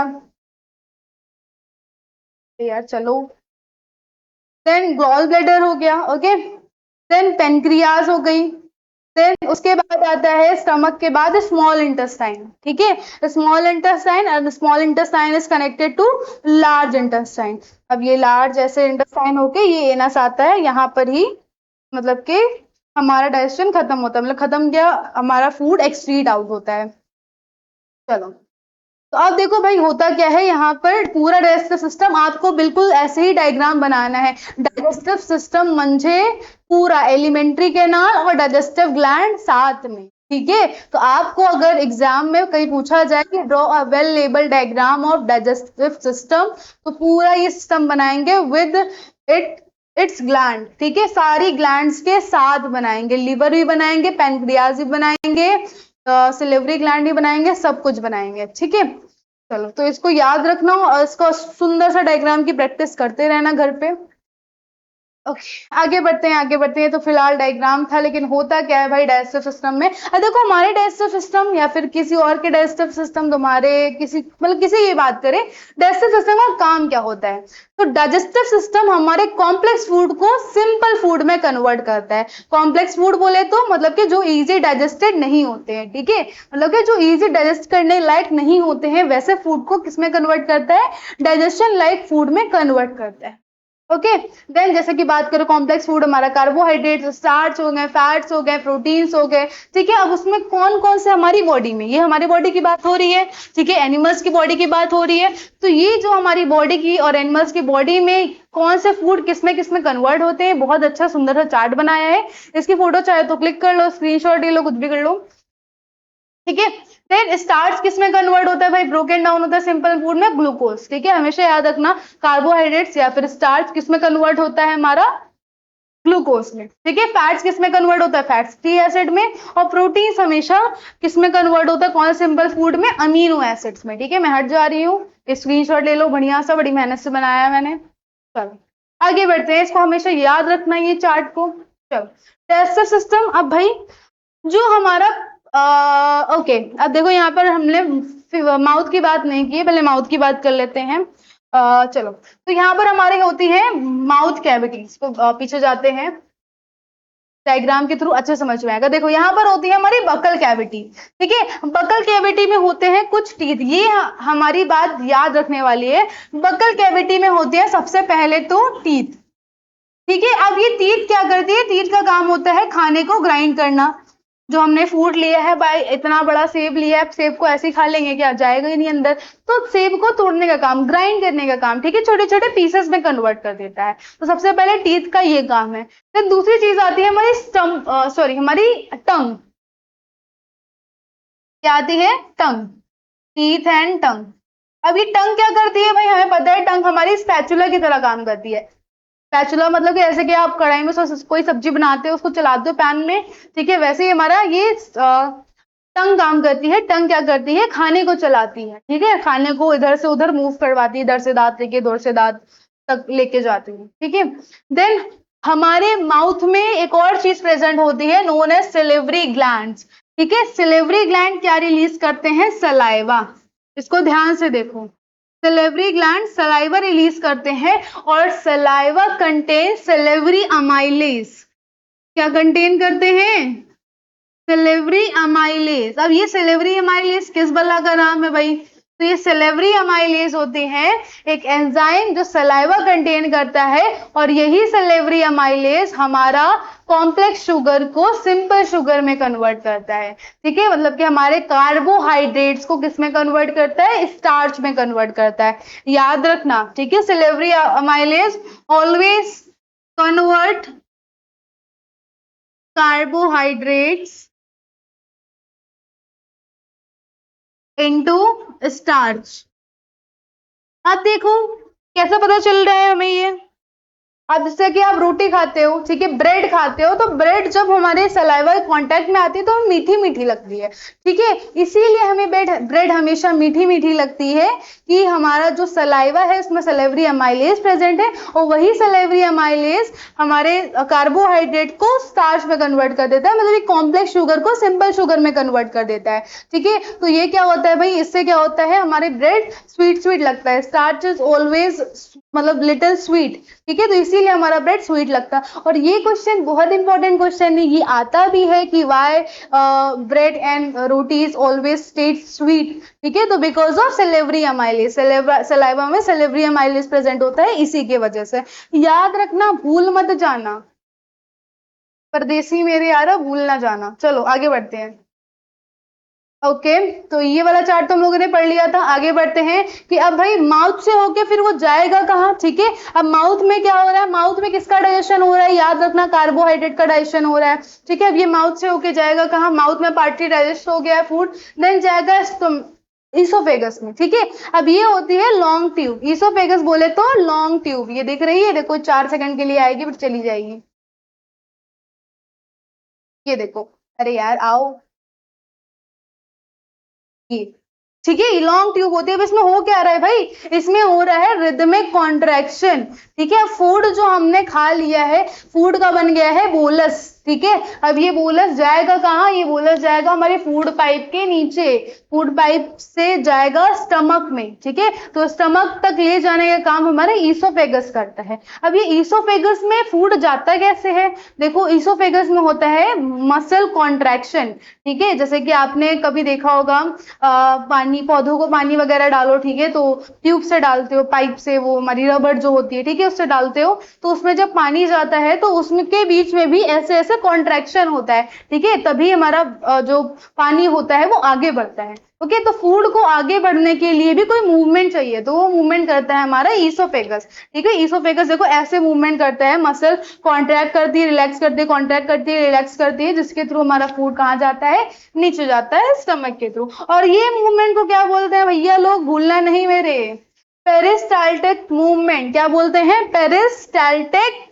मूवमेंट, याद रखना। ठीक है, the movement that happens in the alimentary canal is known as peristaltic movement.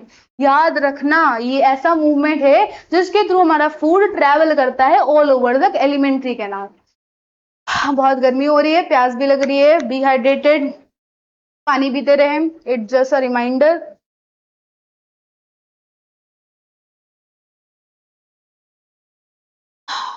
चलो ओके, आगे बढ़ते हैं। अब भाई फूड कहाँ जाएगा, फूड एक जे शेप ऑर्गन में जाएगा, हमारे अंदर जे शेप ऑर्गन भी है। हाँ, हमारे अंदर एक जे शेप ऑर्गन है, इसको हम लोग बोलते हैं स्टमक। ठीक है, ये ऐसा दिखता है हमारा कुछ स्टमक। ठीक है, मतलब बीन, ऐसे बीन शेप का भी है, जे शेप का भी, आई डोंट नो, तो जे शेप ऐसा होता है ना। ठीक है, इसीलिए बोला गया। अब देखो यहाँ पर अटका हुआ है फूड। ठीक है, हमारा पार्टी डाइजेस्ट फूड जो हमारे माउथ से डाइजेस्ट हो गए, ईसोफेगस से आया, ये ईसोफेगस का लास्ट वाला हिस्सा है। अब यहाँ पर होता है भैया एक स्फिंक्टर। ठीक है, इसको याद रखना, स्फिंक्टर, SPHINCTER, स्फिंक्टर। अब ये स्फिंक्टर क्या, किस वाला का नाम है भाई, ये एक स्फिंक्टर एक गेट की तरह काम करता है। ठीक है, मतलब कि जो चीज आती है उसको आने के लिए ओपन कर देता है, फिर ये क्लोज हो जाता है। ठीक है, चलो अब फूड देखो आ रहा है भाई, स्फिंक्टर अब खुलेगी, फूड नीचे गिर जाएगा।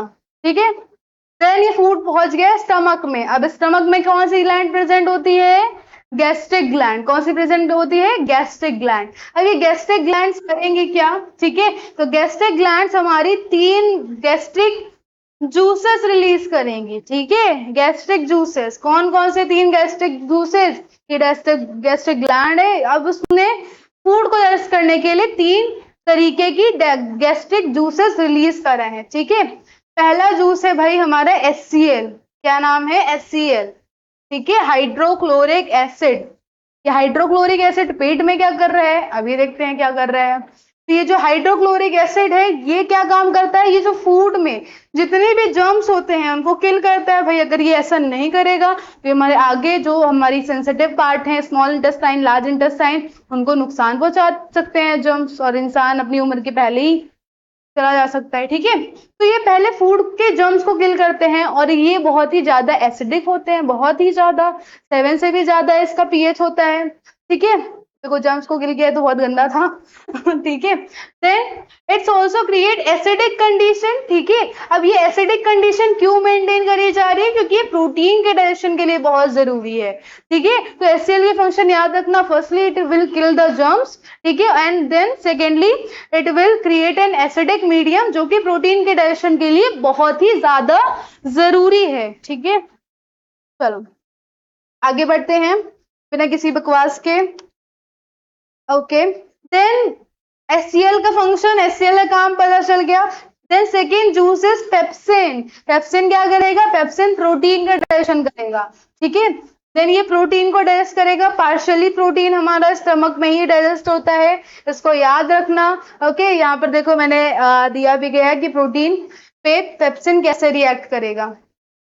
ये प्रोटीन है, ठीक है, उधर वाला पेप्सिन था, चल ही नहीं रहा है, चलो चलो चलो, प्रोटीन है। ठीक है, देन जाके पेप्सिन पे रिएक्ट करेगा, मतलब पेप्सिन उस पर रिएक्ट करेगा, देन ये किसमें कन्वर्ट हो जाएगा, ब्रेक डाउन होते हुए दिखाओ। देखो यहाँ पर पार्शियली प्रोटीन ब्रेक डाउन हो गया है। ठीक है, चलो then third juices mucus.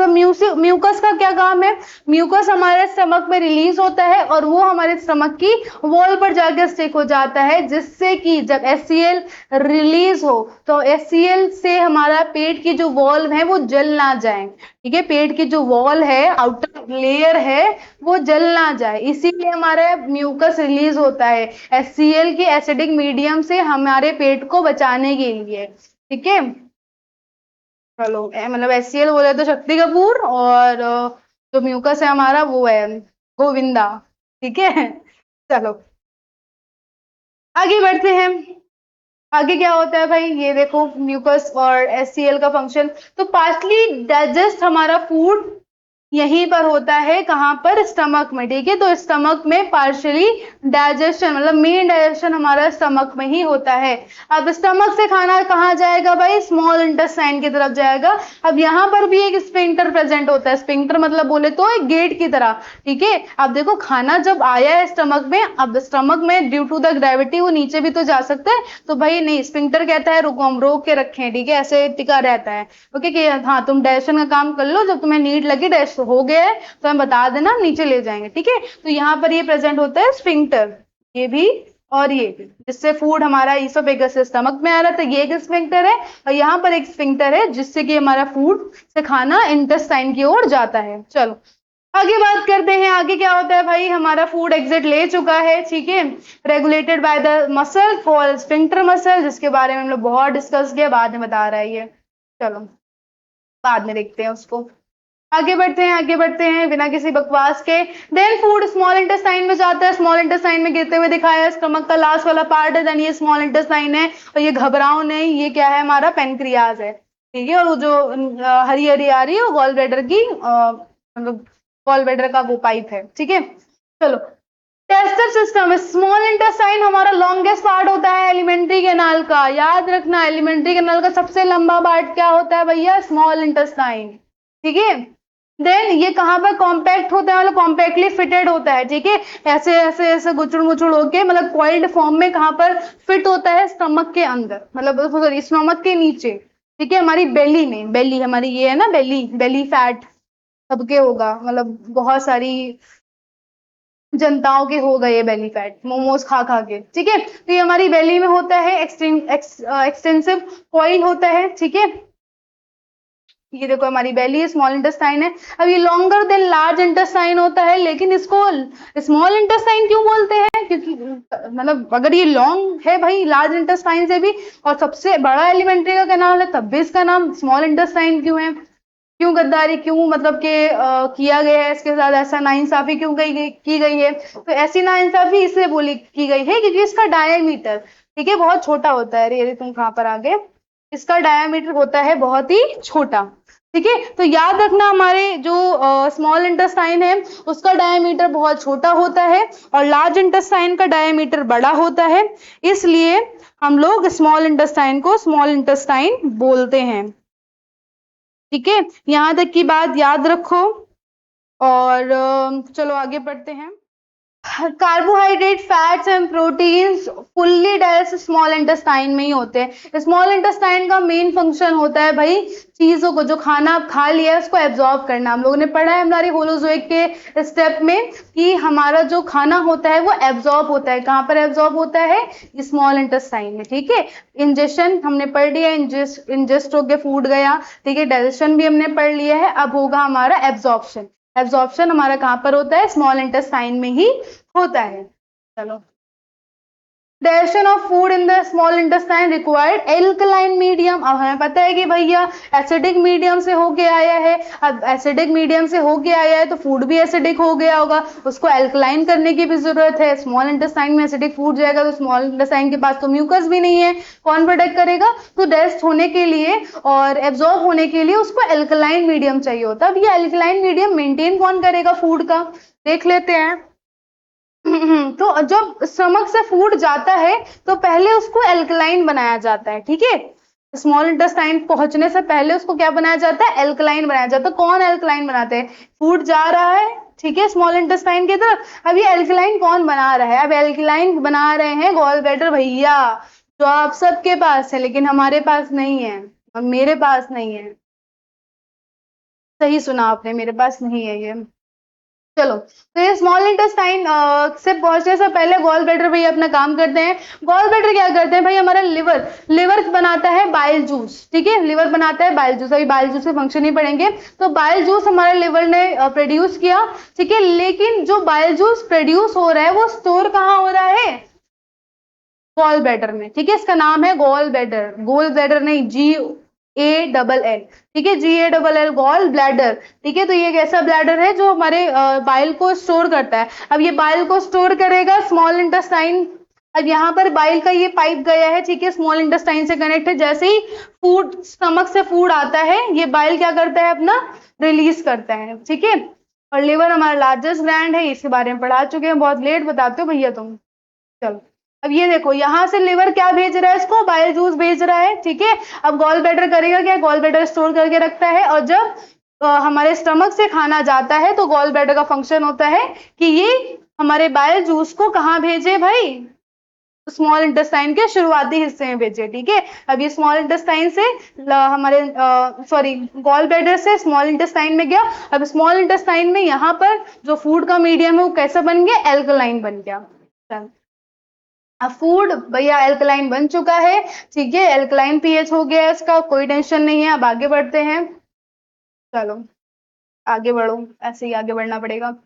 Okay, then अब ये बाइल जूस का फंक्शन और भी होता है, ना ही सिर्फ ये एल्कलाइन बनाता है, ये हमारे जितने भी लार्ज फैट ग्लोब्यूल्स होते हैं, ठीक है, उनको स्मॉलर ग्लोब्यूल्स में चेंज करता है, मतलब कि फैट का एसिमिलेशन करता है, ठीक है। फैट को, लार्ज फैट ग्लोब्यूल्स को हमारे तोड़ के, ठीक है, पार्शियली तोड़ के किसमें बनाता है भाई, स्मॉलर फैट ग्लोब्यूल्स में बनाता है। अब ये जो बाइल है ये इमल्सिफिकेशन ऑफ फैट भी करता है, मतलब फैट का इमल्सिफिकेशन, मतलब के जो लार्ज फैट ग्लोब्यूल्स है उनको चेंज करके जो हमारे डाइजेशन लाइक फैट ग्लोब्यूल्स में चेंज करना। ये फैट ग्लोब्यूल्स थे, ठीक है, इनको चेंज करा इसमें, ठीक है, तोड़ दिया, that is emulsification of fat हो गया। अब ये पेनक्रियास क्या करेगा, पेनक्रियास सीक्रेट करेगा पेनक्रियाटिक जूस, ठीक है। अब कैसे सीक्रेट करेगा, ये पेनक्रियाज है और ये पेनक्रियाज की भी यहीं से कनेक्ट हो रही है पाइप, ठीक है, स्मॉल इंटेस्टाइन में। अब पेनक्रियाज सीक्रेट करेगा पेनक्रियाटिक जूस। अब पेनक्रियाटिक जूस क्या करेगा भाई, देख लेते हैं क्या क्या फंक्शन होते हैं, क्या कंटेन करता है पेनक्रियाटिक जूस।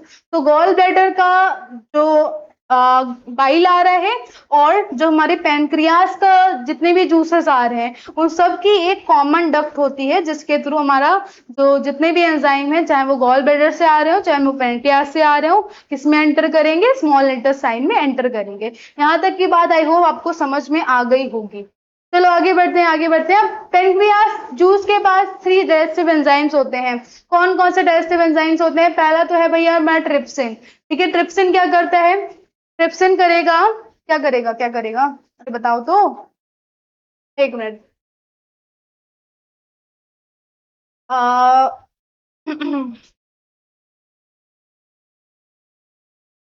एक मिनट।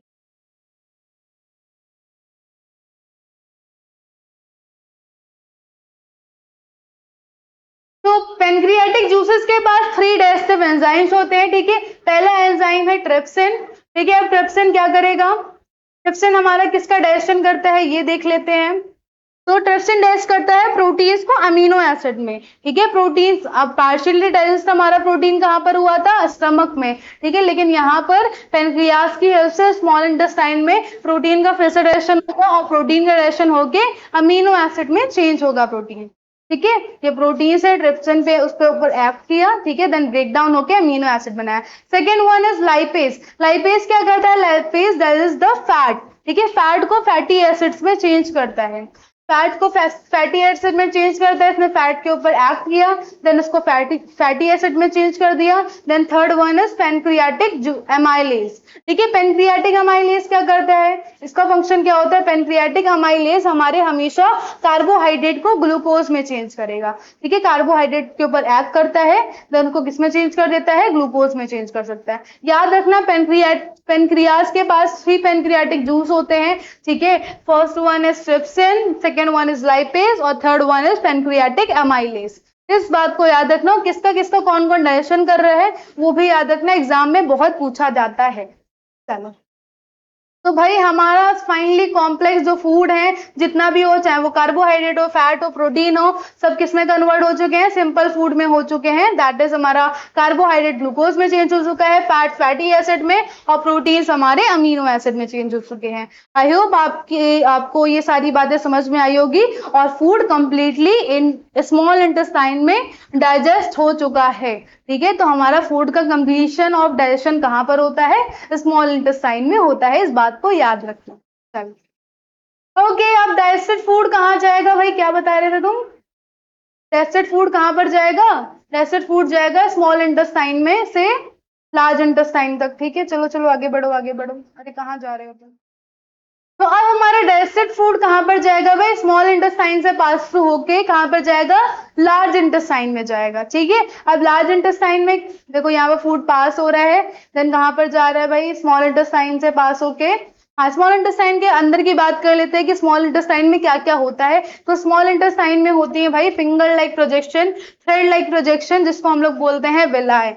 ठीक है, क्या बोलते हैं इसको, याद रखना विलाय। विलाय के फंक्शन जरूर आते हैं, ठीक है, चाहे वो 1 मार्क्स में है 2 मार्क्स में है, लेकिन जरूर आते हैं विलाय के फंक्शन। यहाँ पर स्मॉल इंटेस्टाइन है, ठीक है, फिंगर लाइक प्रोजेक्शन होती है विलाय। विलाय का काम क्या होता है, विलाय का काम होता है एब्जॉर्प्शन, जितने भी डाइजेस्टेड फूड हो चुके हैं उनका एब्जॉर्प्शन करना। ठीक है, अब ये एब्जॉर्प्शन करके कहाँ पर भेजती है, देख लेते हैं। ये फूड आया, ठीक है, इनको एब्जॉर्ब कर लिया। अब विलाय के पास होती है भाई बहुत सारी ब्लड कैपिलरीज, ठीक है, richly supplied with blood capillaries. ये विलाय है, फिंगर लाइक प्रोजेक्शन है, ठीक है, और इसी से कनेक्ट होती है हमारी ब्लड कैपिलरीज। ठीक है, ये ब्लड कैपिलरीज क्या है, जितने भी डाइजेस्टेड फूड है हमारे, ठीक है, जो हमारे स्मॉल इंटेस्टाइन में डाइजेस्ट हुए हैं, कहीं भी डाइजेस्ट हुए हैं, वो आएंगे स्मॉल इंटेस्टाइन में। ठीक है, देन विलाय डाइजेस्टेड फूड में से जो एब्जॉर्ब करने लायक न्यूट्रिएंट्स होंगे उनको एब्जॉर्ब करेगा, देन डायरेक्टली कहां पर भेज देगा, ब्लड में भेज देगा। इसीलिए it is richly supplied with blood vessels.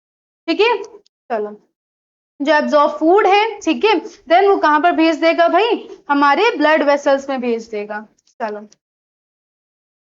Okay, then हमारा जो एब्जॉर्ब फूड है वो कहाँ चला गया, लार्ज इंटेस्टाइन में चला गया। लार्ज इंटेस्टाइन में उसका क्या हो रहा है देख लेते हैं। स्मॉल इंटेस्टाइन से निकल के कहाँ गया, लार्ज इंटेस्टाइन में। अब ये लार्ज इंटेस्टाइन में हो क्या रहा है देख लेते हैं इसको जल्दी से। तो large intestine does not have any digestive function, कोई भी डाइजेस्टिव फंक्शन नहीं होता है। हाँ, ये थोड़े बहुत बचे हुए वाटर हो गए, ठीक है, कुछ बचे हुए आयंस हो गए, सॉल्ट्स हो गए, इनका एब्जॉर्प्शन करता है, ये पार्शियली एब्जॉर्ब करता है जितने भी फूड का आप जो वेस्ट मटेरियल है, वेस्ट मटेरियल से बचा कुचा पार्ट जो भी है, जितना भी उसको लग रहा है, वाटर, सॉल्ट है, आयंस है, ठीक है, जो एब्जॉर्ब करने लायक है, तो उसको एब्जॉर्ब कर लेता है। ऐसे हमारे गन्ने के जूस वाले भैया नहीं, मतलब तब तक निकालेंगे गन्ने का जूस तब तक कि वो गन्ना सिकुड़ ना जाए, तो ये भी हमारे फूड में से तब तक ये रेस्ट करता रहता है जब तक कि हमारे फूड में बिल्कुल मतलब कि कूड़ा ना बन जाए, ठीक है, वो एक्सक्रीट मटेरियल ना बन जाए। तो कोई भी ऐसे फंक्शन नहीं होता है सिवाय एब्जॉर्प्शन के। थोड़ा बहुत एब्जॉर्प्शन यहाँ पर भी होता है। इसकी जो लेंथ होती है वो 1.5 मीटर होती है, ठीक है, 1.5 मीटर होती है हमारे जो लार्ज इंटेस्टाइन। अगर हम लोग स्मॉल इंटेस्टाइन की बात करें 15 से 20 फीट लॉन्ग होता है, ठीक है। चलो, अब फूड हमारा गया स्मॉल लार्ज इंटेस्टाइन में। लार्ज इंटेस्टाइन में भी विलाय होते हैं, अभी उन्होंने बताया कि कुछ वाटर और सॉल्ट्स को एब्जॉर्ब करते हैं, ठीक है। लार्ज इंटेस्टाइन में क्या होते हैं, विलाय होते हैं जो कि वाटर और सॉल्ट को क्या करते हैं, एब्जॉर्ब करते हैं। चलो आगे बढ़ते हैं, ठीक है। इनमें से अब देखो जो फूड आया है इनमें वाटर सॉल्ट बचा है तो ये स्मॉल इंटेस्टाइन एब्जॉर्ब कर लेगा। देन जो हमारा रेस्ट ऑफ द मटेरियल होता है वो एनस के थ्रू इस लार्ज इंटेस्टाइन क्या कर देता है, रिमूव कर देता है। तो फाइनली हमने फूड खाते हुए भी देखा है, डाइजेस्ट होते हुए भी देखा है, कौन कौन से पार्ट में कौन कौन सा फूड मटेरियल डाइजेस्ट हो रहा है वो भी देखा है, किसमें कन्वर्ट हो रहा है ये भी देखा है। तो अब आपको कोई भी कंफ्यूजन नहीं होगी। आई होप कि आप समझते होगे कि भाई इतना कॉम्प्लेक्स फूड है, कैसे डाइजेस्ट होता है, हमें एनर्जी कैसे देता है, ब्लड में कैसे सप्लाई होता है, तो सारी बात मैंने बता दी है, ठीक है। आई होप आपको ये लेक्चर समझ में आएगा। And that is all about हमारे न्यूट्रिशन। अब इसके बाद हमारे न्यूट्रिशन में कोई भी पार्ट नहीं बचा है, एनएस से फूड निकल चुका है, एक्सक्रीट आउट हो चुका है, अब कुछ नहीं बचा है। एंड आई होप आपको ये लेक्चर समझ में आया होगा। और एक और बात भी है, जब एनस से फूड निकलता है ना तो यहाँ पर होता है एनल स्फिंक्टर, ठीक है, बस हमने स्फिंक्टर वाले पढ़े, यहाँ पर भी होता है एनल स्फिंक्टर। अगर नहीं होगा भैया तो मतलब फूड निकलता ही रहेगा ठीक है। तो यहाँ पर एक गेट की तरह काम करता है और यही गेट हमें मतलब हमारे फूड को रेगुलेट करता है। जब फूड मटेरियल निकलना होता है तो ये खुल जाता है, देन ये बंद हो जाता है, ठीक है। तो आई होप आपको ये वाला लेक्चर समझ में आया होगा और पूरे लेक्चर को अटेंड करने के लिए thank you very much. And जो भी कोई चीज नहीं समझ में आई होगी आप मुझे कमेंट में बताएं। और अगर आपको इस चैप्टर के नोट्स चाहिए तो ऊपर जाके लिंक पे क्लिक कर लीजिए हमारे वेदांत मेंटर्स ऐप पे। इस चैप्टर के पूरे चैप्टर के नोट्स आपको इजीली एक्सेसिबल हो जाएंगे। हमारे बहुत सारे अदर स्टडी मटेरियल हैं अदर सब्जेक्ट से रिगार्डिंग, वो भी आप एक्सेस कर सकते हैं और ये बिल्कुल फ्री है। तो आई होप आपको ये लेक्चर समझ में आया होगा एंड आप लोगों ने नोट्स बना लिए होंगे। नहीं बनाए हैं तो जल्दी से जाके बना लीजिए और खूब पढ़िए और अपने पेरेंट्स का नाम रोशन करिए। एंड अगर आपको ये वीडियो पसंद आई है तो उसको शेयर अपने दोस्तों के साथ जरूर करिएगा ताकि वो भी न्यूट्रिशन जैसे टॉपिक को अच्छे से पढ़ सके और बाद में आपका एग्जाम टाइम में दिमाग मत खाए कि पढ़ा दो यार पढ़ा दो, ठीक है। तो शेयर जरूर करें, सब्सक्राइब कर लें क्योंकि हमारी जो नेक्स्ट वीडियो आने वाली है it will be of respiration, ठीक है। वो भी बहुत ही इंपॉर्टेंट सा टॉपिक है। तो मिलते हैं नेक्स्ट वीडियो में, अभी के लिए इतना ही, बाय बाय।